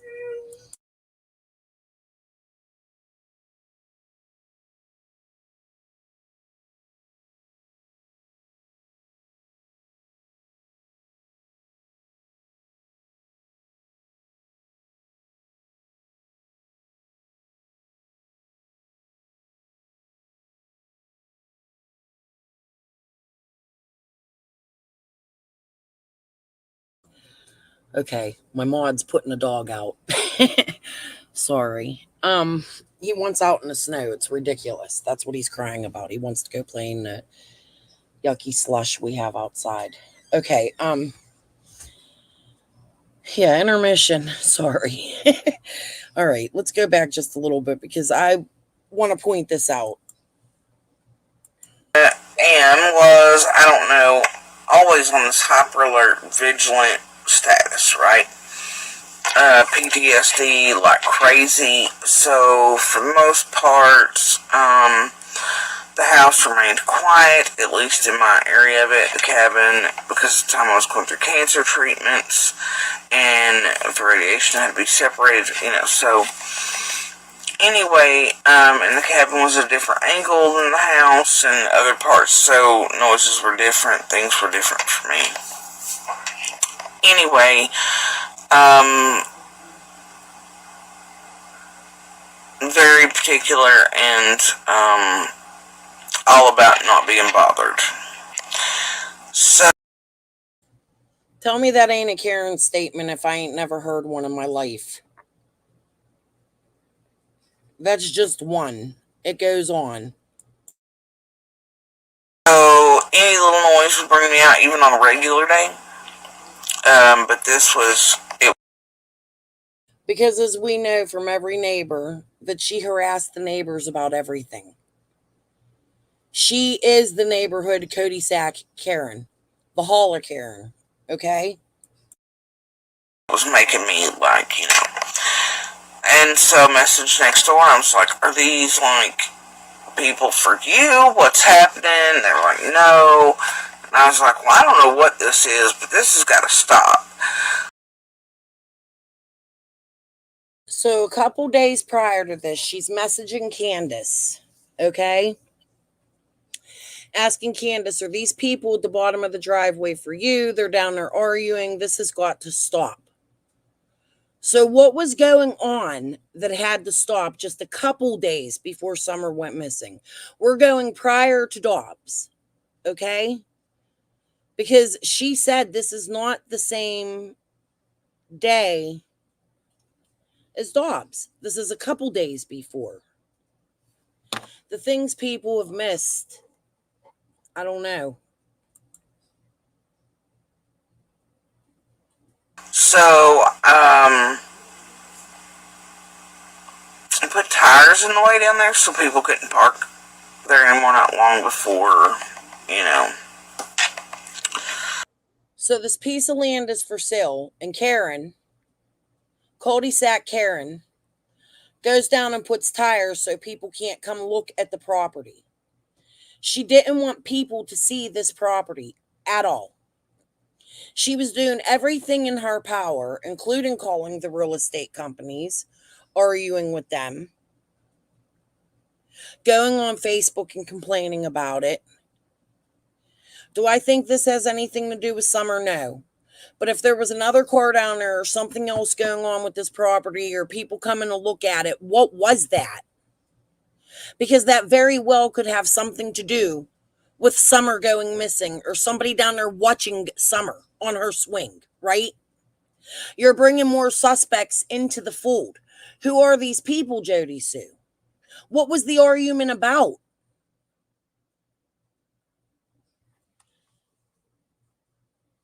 She brings shit out like this, and then she doesn't want to answer questions.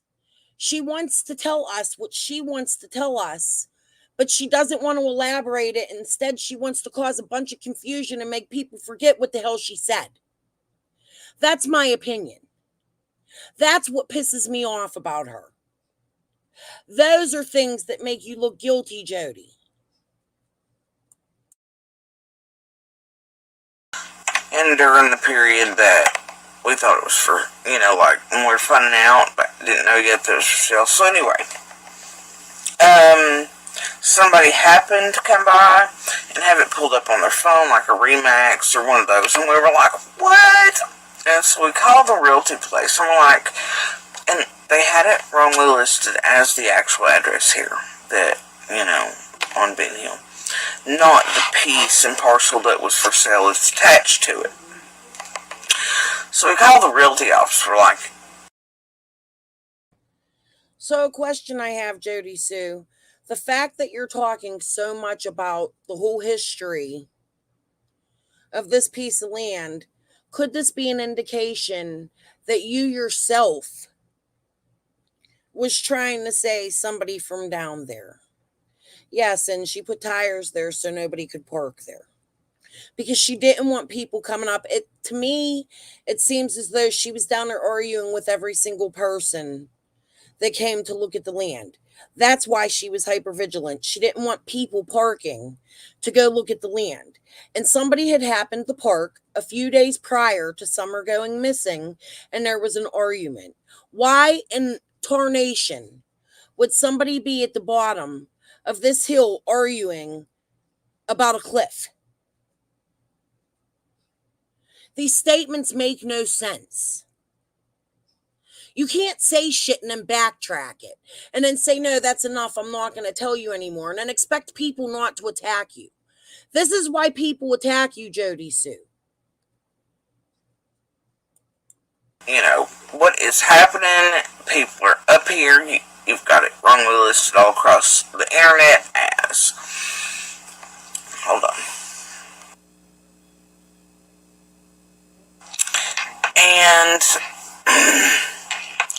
also looking at the Remax and there were so many, especially out-of-state advertisements, because they're getting more money out of those in Hawkins right now, especially with people not even being able to view the properties in person. And yeah. Now, that's something I want to talk about. Hopefully, I can move on from this Jodi Sue shit soon. Okay? But I think it coincides with a lot of shit Fred said. We do know Fred recently had come out with on Ziggy that Jodi Sue, Andy's family, was selling off little pieces of land. Dawn's family had sold off little pieces of land. Don't quote me. If I remember correctly, there was 2 pieces of land in particular that Dawn recently sold before Summer had gone missing. One of the reasons I brought that ranch into play 2 years ago was because that was also a recently bought piece of land from people in Utah. There was a lot of land in this area selling at the time. And when they were selling it, it wasn't being sold as residential land. It was being sold with entertainment licenses. So is there something bigger going on in this area? That's always a question I had. And I do want to talk about that Ryan guy one day and something he had found that he posted, but we'll save that for another day. And no, I'm not fucking working with Ryan, Jodi Sue, as you have also accused me of. Okay. So what had been done, I mean, it was almost laughable. We knew immediately there was going to be problems, because what had been done was, when they came to take the photos, and those, if you live in a wooded area, you kind of know there's a sweet spot, especially for realty photos, that you can kind of make things blend. It goes, between like fall and winter, full on winter, or you take them in winter, like dead end, and then go into spring. It's, puffery for real estate. It's kind of what they do. You expect some of this, but this was pretty blatant, and some of the craziest I'd ever seen. Some of the most misleading. And what they had done was, I think there was like a series of, on some sites it was like 34, others had 44 pictures. They had absolutely trespassed and come all the way up to like where the house, cabin, things like that were, definitely not on a piece that was, up for sale. And had made it look like, to anybody that didn't know the area or couldn't come look in person, and I'd have to look for it, but there was a call I believe his name was John. I don't remember the last name, but he lives behind Dawn, and I believe one of the footprints were found on his property. He bought that property from Dawn. He stated it. I'll have to look for it and bring it out, but yes, Dawn sold property. Actually, in 2020, maybe 2019, Sage would probably know. Dawn's property was on Zillow. He was going to sell the whole thing. He sold pieces of it instead. I don't know, they'd advertised it as Rolling Hills, and it definitely is not. Like, but they had made Candace's and this property, because, I mean, and the road in between us kind of blends, right? So you can't even tell it's there in the photos. But they had made it look like it was one big continuous looking thing. Couldn't even tell the road was there. And you, in some of the photos, can see Candace's basement door just perfectly. And you could see Candace's door from Dobbs's property. You definitely could. So, anyway, they were definitely trespassing. Most of the photos weren't even of the property that was up for sale. What that piece actually is like the crust of the bank. I think the biggest spot on it really to build is like 60, 70 feet. And it is over a cliff. I don't know how you would manage it, even with unrestricted, just because of, waterways and ditches and the slope and the grade of the land, because even unrestricted doesn't mean, right? And then most of the actual physical property is like the whole 2 acres of it almost is like this, under where the barn sits for this property. You can't really access it. It's like the creek bed and straight up. I mean, you can't. So, Jodi Sue, you complain a lot about people coming there to take pictures. You made it enticing to people to want to come there and look at it. When you were telling people, now this is just, for future reference, when you're telling people about something, you should probably walk around with your video and show it and go more into depth so it doesn't seem like such a secret, and make people want to come to Beach Creek and come to Ben Hill and see the infamous property that Jackie Dobbs was on, the strange character that you brought into the fold when you brought him to social media instead of leaving it with the police department to search, throwing a hindrance into the case and allowing Jackie time to know that they may be looking into him, right? Do anything with it. You couldn't build on it. You couldn't, even if you wanted to. It's basically just a cliff, and it goes straight down to the creek. It was definitely, and they sold it as is, where is. It was whole thing. So, anyway, in those days that it was for sale, just a few, and I think we had finally, and they had to advertise all kinds of crazy stuff that wasn't actually available there, like high-speed internet and a different power company. I mean, it was wild. So, anyway, definitely wasn't worth what it was going for. I mean, it was, somebody was getting robbed, that's the truth. But, so we knew when it sold, there was going to be issues, and, yeah. So for even before the sale until it finalized, there were still people coming and going to look at it. People coming through there, and there have been a lot of that lately, especially in the past year. For other properties up for sale, people looking because of the unrestricted land in Hawkins itself. So, and there was many properties up for sale. So there was all kinds of out-of-state people. That's most of what came for this particular piece. There was cars coming and going. The road itself, You guys see? Like, she's stating this piece of property just went up for sale. But all of these people from out of state and all these people, like I said, like they're the damn paparazzi there to see Britney Spears' land that's on lockdown. It doesn't make sense on Ben Hill Road and Beach Creek, one of the worst known roads in the area, for people to be doing this at. So she really needs to elaborate on this. She owes it to us. She brought it out. She owes it to Summer.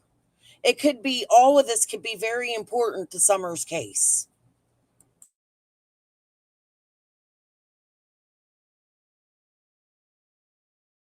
straight down to the creek. Sorry. It was definitely, and they sold it as is, where is. It was the whole thing. So, anyway, in those days that it was for sale, just a few, and I think we had finally, and they had advertised all kinds of crazy stuff that wasn't actually available there, like high-speed internet and a different power company. I mean, it was wild. So, anyway, definitely wasn't worth what it was going for. I mean, it was, somebody was getting robbed, that's the truth. But, so we knew when it sold, there was going to be issues, and, yeah. So for, even before the sale until it finalized, there were still people coming and going to look at it, people coming through there in their... And isn't that funny? Hold on, where was that? He was forced to go off a property that he owned. The police asked him to leave. Now, if we're going to go look at the stuff Trev's been putting out and other people have been talking about, why would the police make this guy leave property he owned? That has always stood out to me. And that comes from Jodi Sue's mouth again. A lot of that lately, especially in the past year. For other properties up for sale, people looking because of the unrestricted land in Hawkins itself. So, and there was many properties up for sale. So there was all kinds of out-of-state people. That's most of what came for this particular piece. There was cars coming and going. The road itself, the things that happened leading up to Summer's disappearance were a little crazy for all of us, because had these been average weeks and days, any of us could have told you what ant peed in the road. But it was like a perfect storm was created in a place where perfect storms never happen. Because for the most part, this is a place you don't come into unless you're invited. This is not a place you stop in for a picnic. This is not a place that, this is a place if you don't know it, you don't stop in it, and you don't stop after dark, And again, it's statements like those that make people want to come see it. Like, okay, I know when I was a teenager, I would go drinking with my friends at this place called Blue Hole, okay? It was a waterfall sort of area here near my city in Pittsburgh, but out in the country, because we do have a lot. We're considered Appalachia too, and we have tons of country around us. We're known for Amish land and stuff, But there's a place called Blue Hole, and we would go out there, and on the way, there's a place called 13 Bends. Okay. And there's an orphanage up there. And people would tell you, if you go there, you hear voices of the children crying that burned in this thing. And as a teenager, we were all curious and thought it was fun to go to 13 Bends and drive this hill and, see the orphan kids and see if we can hear them. It's the same kind of concept. Like, yins have that tunnel there that Candace went to. The same concept. When you're bringing intrigue to the area and to the situation, people want to come see it. You're inviting it. You invited the traffic to Ben Hill after Summer went missing, Jodi Sue. You need to understand that and take responsibility for your part and everything that has gone on. It's too late. You're here. You're on YouTube. You are a creator. I don't give a shit what anybody says. Okay? You're over there in your little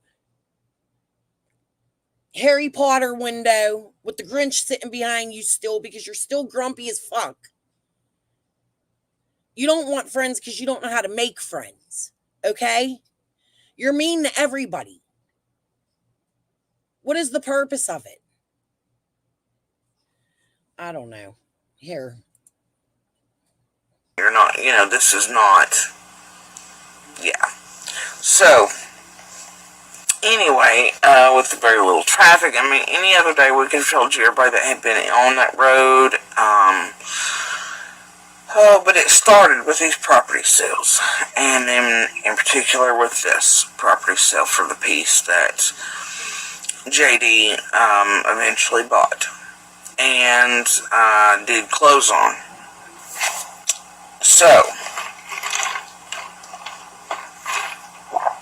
even up until the time that he came, there was still people coming to look, hoping, I guess, that it would not close. And, yeah. Most people that came to look at that piece, laughed like it's, So, during those... Again, how many people came to look at this piece of land at the corner of Ben Hill and Beach Creek? I don't understand. 2 acres of land on a cliff. How many people came there to look? How often were they coming?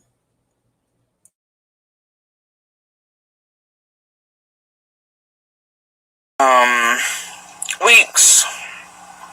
I was given the go-ahead by, property owners and,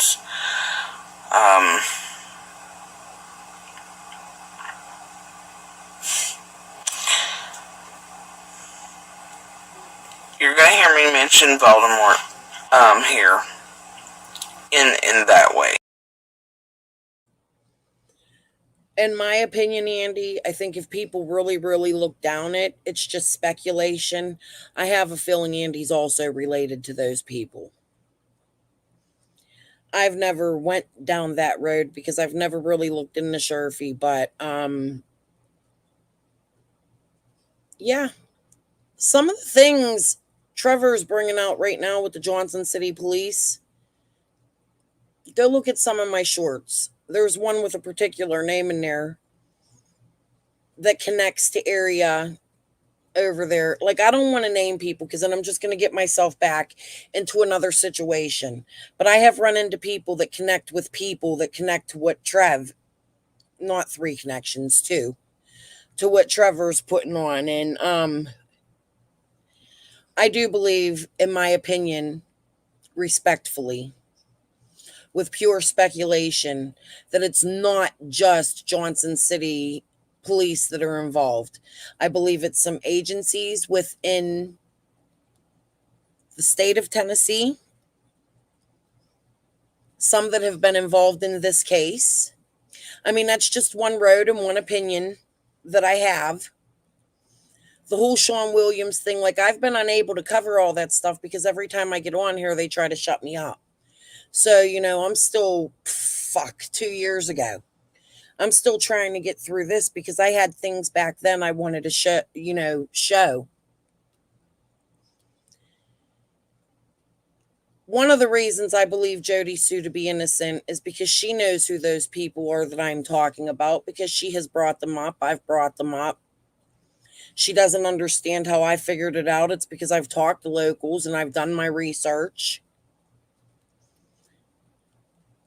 I don't know. It's a lot. And it's hard to talk about because people try to sue you every time you say something. You can't get on here and be free with it and be with speculation, because then you're going to be sued. You know what I mean? So I have to get up here and watch what I say. So this is where I'm at. I'm starting over, I guess. I don't know. Like I said, I live one day at a time.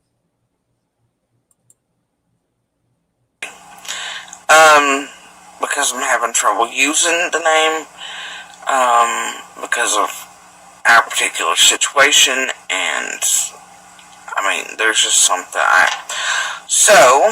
and when I say that, I mean the person,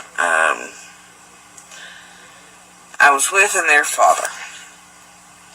So, I was given the go-ahead to try to track down the property lines, which was a little strange considering the things we've been through with the years and how.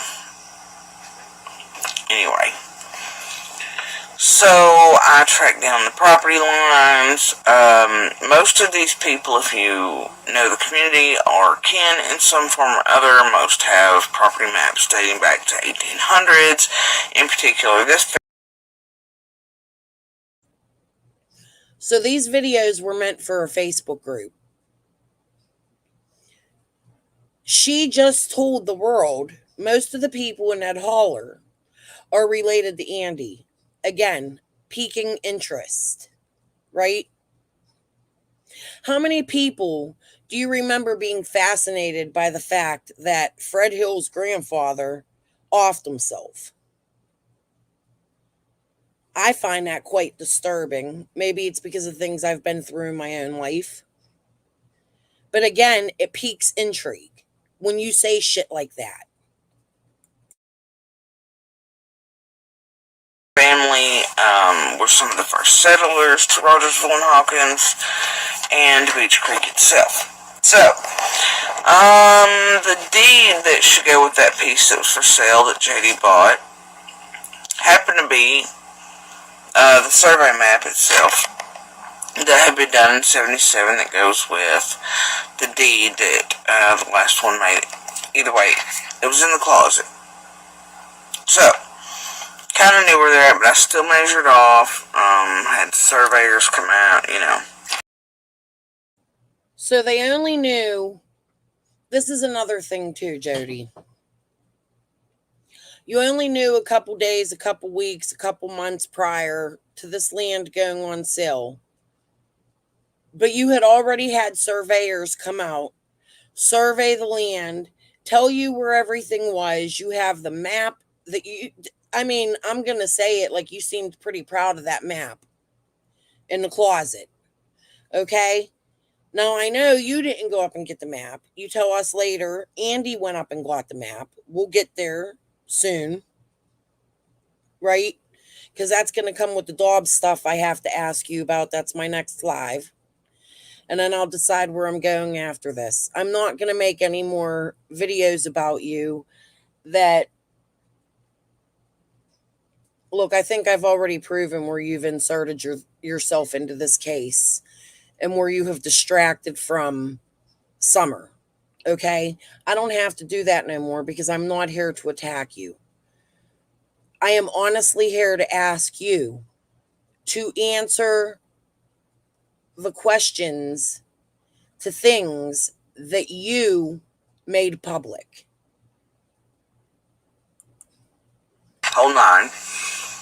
And even in the cancer shape, I mean, like, I went and got it done, right? Found mistakes, made sure everything was lined up.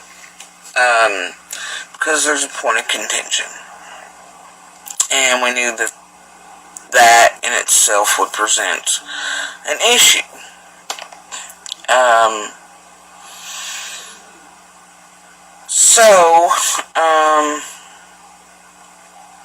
That whoever showed up, that would be a problem area. for the family that owns that. So she's telling you right here in these videos that she knew whoever showed up, it would be a problem area. Listen. I mean, like, I went and got it done right, found mistakes, made sure everything was lined up. Because making sure everything's lined up. But she just found out about the sale. But she's making sure everything's lined up. Jodi Sue, this is where you paint yourself as a liar. This is why people can't trust you. there's a point of contention. And we knew that She knew there was going to be a point of contention. that in itself would present an issue. She knew ahead of time that there was going to be issues for whoever was going to come here. And she came live and told us that. This is what made Squall go get your videos, I can guarantee it. This is what made Squall go to your channel and get your videos, because you had done already told her this shit. I bet prior, I have to go back and listen to your guys' interview. I'm really curious now to what you said on there.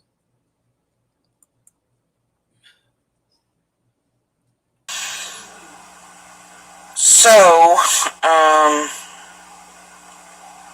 that whoever showed up, that would be a problem area for the family that owns that.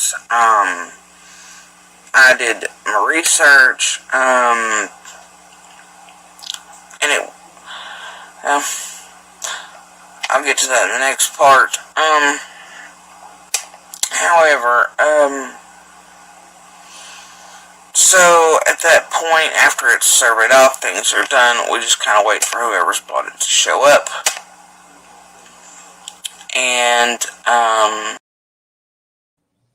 so a minute ago, she says to us, she didn't know Dobbs was coming until the day of, right? Here she just tells us all we had to do was wait for Dobbs to show up. So she's telling us she knew Dobbs was coming. Which is it? You didn't know he was coming, or you knew he was coming? That just made my mind go a whole nother direction. I mean, with pure speculation, was you setting Dobbs up? I don't know. We're going to stick with you're innocent. I'm not going to go there. I'm not here to attack you. I'm here to ask you serious questions to things that you have said. so the next one, I will try to get to Jodi.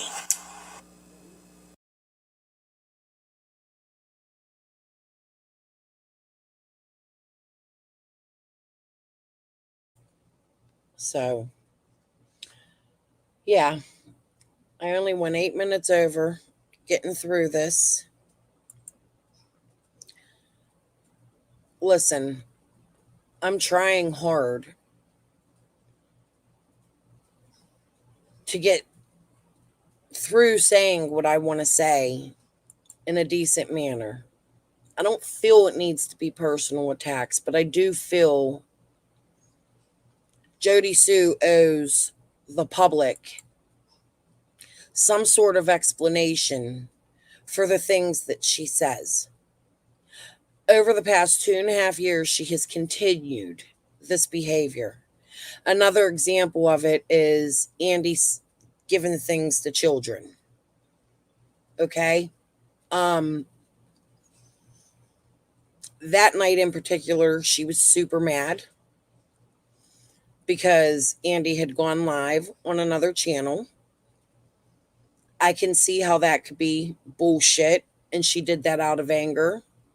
I don't know that it's true, but it is things like that that she later doesn't completely elaborate on, or she'll start to elaborate on and try to confuse you by switching the subjects and saying anyways. How many times does she say anyways? Like, it's just enough playing games with this woman.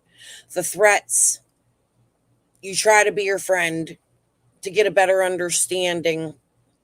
I do have deep, deep sympathy and compassion for Jodi Sue. She's had it rough.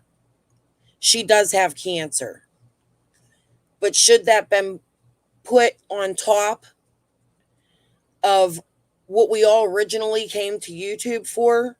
And that was an Amber Alert that went out in Hawkins County on June 15th of 2021.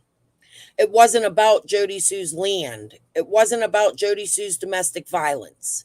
It wasn't about Jodi Sue's kids. It was about Summer. Somehow the narrative has got flipped, and not only with Jodi Sue, many other creators too have changed things into things that are grandiose, way bigger. Are they real?